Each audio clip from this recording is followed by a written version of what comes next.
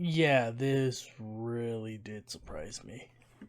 Dragon Ball Z Budokai Tenkaichi 4 just got announced, and now I want to talk about Dragon Ball Z Budokai Tenkaichi 3. So yeah, without further ado, let's get into it. It has been over 16 years since the last Dragon Ball Z Budokai Tenkaichi game, and you know, as a Dragon Ball fan, I think the games are alright sometimes, especially the newer games. I really do think that at peak, the PS2 games are where it's at, honestly, for fighting. Raging Blast 2 tried the formula for 3D function. It was alright. Burst Limit even tried to capture the Budokai games too, but it didn't have the spunk, you know?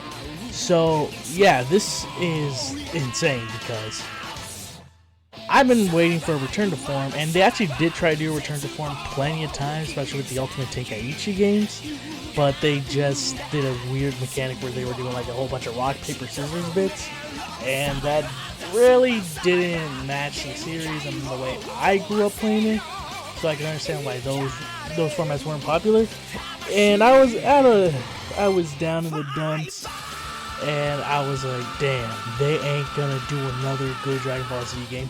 And then they came out with Xenoverse. That was actually one of the first games I was like, oh cool, they're trying out an original story.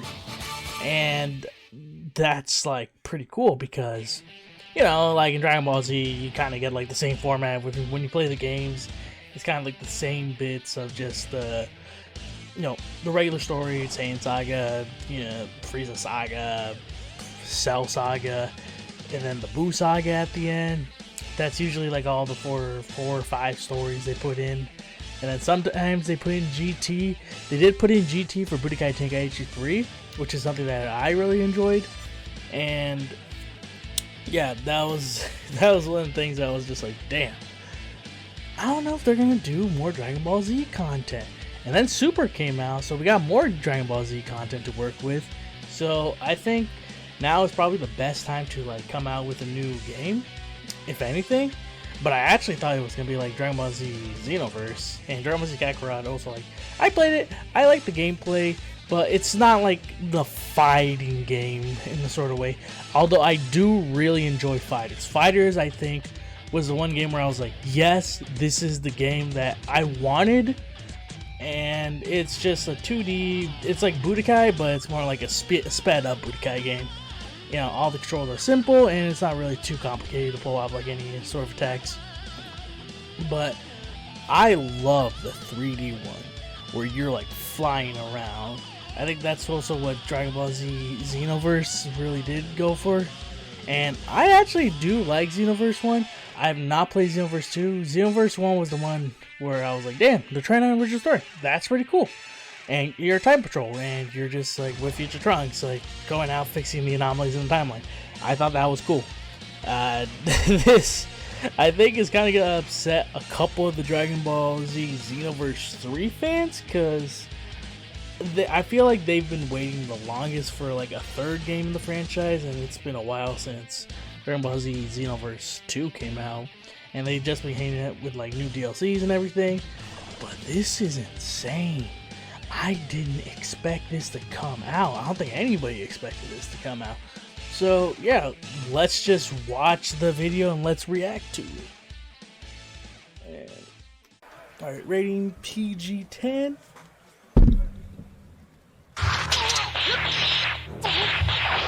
I love the format altogether in these series. I just love how the animations look too.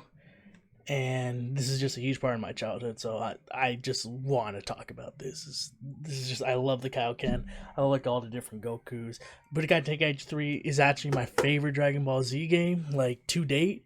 Just because, like, of all the different playable characters, the different storylines in there. And how it covers everything. Goated game.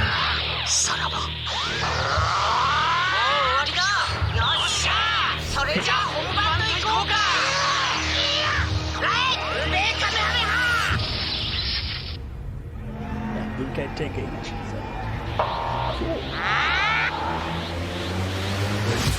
Cool. What?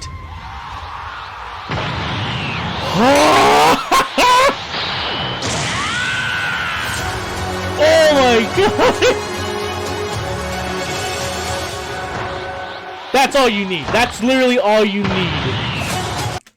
That's so sick. That is literally all you need for this trailer. You just need to show Super Saiyan Blue. It shows Supers in the next Dragon Ball Z Budokai Tenkaichi game. Oh, I hope they add more what ifs though. I want like a what if for like what if future Gohan lived and everything like that.